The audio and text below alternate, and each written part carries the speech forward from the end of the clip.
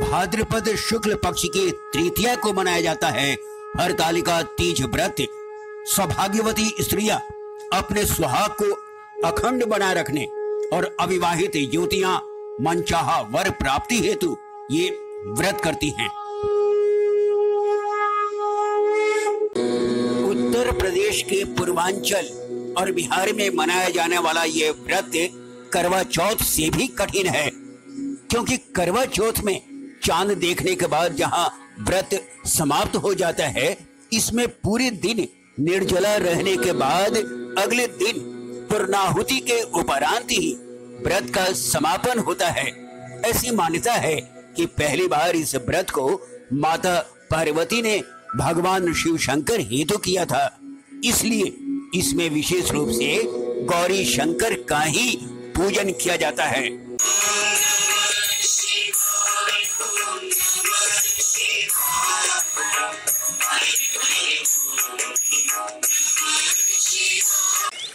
कहते हैं मां पार्वती ने अपनी बाल्यावस्था में ही भगवान शंकर के लिए पर्वतराज हिमालय पर गंगा तट पर अधोमुखी होकर घोर तप किया था।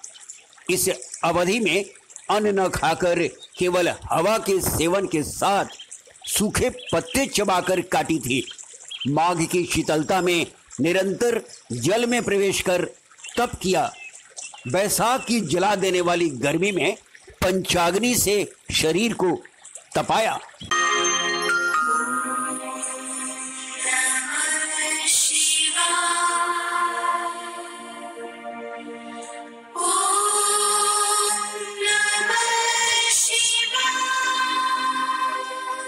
उनकी इस कष्टदायक तपस्या को देख उनके पिता हिमालय बहुत दुखी और नाराज रहते थे।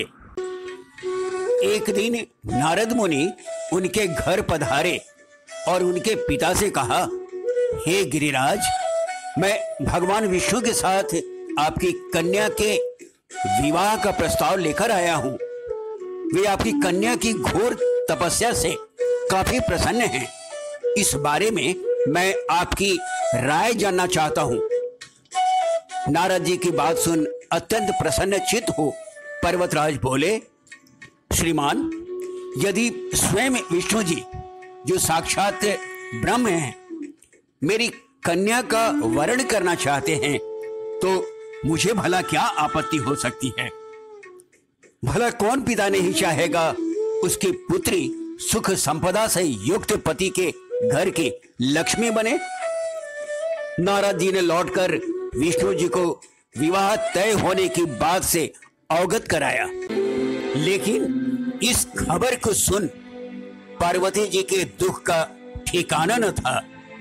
अपनी एक सहेली के पूछने पर उन्होंने बताया, मैंने सच्चे मन से भगवान शिव का वरण किया है, किंतु मेरे पिता ने मेरा विवाह विष्णु जी के साथ तय कर दिया है। मैं विचित्र धर्म संकट में हूं। अब तो मेरे पास प्राण त्यागने के सिवाय कोई उपाय नहीं बचा है। अरे, इसमें प्राण त्यागने का कारण ही क्या है? सखी ने समझाया, संकट के समय धैर्य से काम लेना चाहिए। भारतीय नारी के जीवन में सार्थकता इसी में है कि जिसे मन से पति के रूप में एक बार वर्ण कर लिया, जीवन पर्यंत उसी से निर्वाह करे। सच्ची आस्था और एक निष्ठा के समक्ष तो भगवान भी असहाय हैं। मैं तुम्हें घनघोर वन में ले चलती हूं, जो साधना स्थली भी है, और वहां तुम्हारे पिता तुम्हें ढूंढ भी नहीं पाएंगे। मुझे पूर्ण विश्वास है ईश्वर अवश्य ही तुम्हारी सहायता करेंगे। पार्वती जी ने ऐसा ही किया, क्योंकि सहेली ने पार्वती जी का हरण किया था, इसीलिए इस व्रत को हरतालिका व्रत कहते हैं। घर में कन्या को न पाकर पर्वतराज काफी चिंतित और दुखी थे। समस्या थी कि यदि विष्णु जी बारात लेकर आ गए और कन्या घर पर नहीं मिली तो बड़ा अपमान होगा। ऐसा विचार कर उन्होंने चहु दिशा में खोज शुरू करवा दी। इधर पार्वती जी अपने सहेली के साथ नदी तट पर एक गुफा में शिव जी की आराधना में लीन रहने लगी। नमः शिवाय, नमः शिवाय, हर हर भोले, नमः शिवाय। उस दिन भाद्रपद तृतीया शुक्ल पक्ष का हस्त नक्षत्र था। पार्वती जी ने रेत के शिवलिंग का निर्माण किया और रात भर भगवान शंकर की स्तुति में जागरण किया। फलस्वरूप कठोर तपस्या से प्रभाव से भोलेनाथ का आसन डोल उठा। उन्होंने प्रकट होकर वर मांगने को कहा। अपनी तपस्या से फलीभूत भगवान शिव को अपने समक्ष पाकर पार्वती जी ने कहा, मैं आपको सच्चे मन से पति के रूप में वर्ण कर चुकी हूं। यदि आप सचमुच मेरी तपस्या से प्रसन्न होकर यहाँ पधारे हैं तो मुझे अपने अर्धांगिनी के रूप में स्वीकार करें। तथास्तु। भगवान शंकर ने कहा और कैलाश पर्वत पर लौट गए। प्रातःकाल पूजन सामग्री नदी में प्रवाहित कर पार्वती जी ने व्रत का पारण किया। इधर अपने बंधु बांधवों के साथ ढूंढते पर्वतराज आ पहुंचे।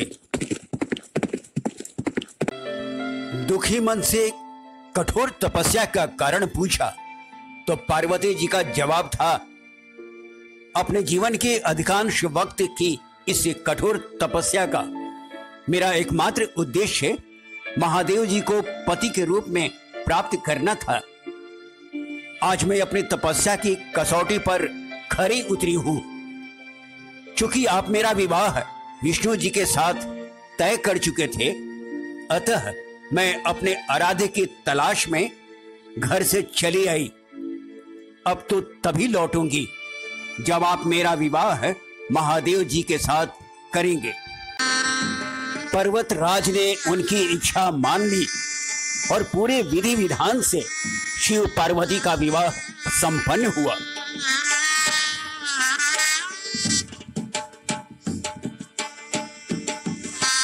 भगवान शिव ने पार्वती जी से कहा, इस व्रत को जो भी स्त्री श्रद्धा पूर्वक करेगी, तुम्हारी तरह उसे अचल सुहाग प्राप्त होगा और मनोवांछित फल मिलेगा।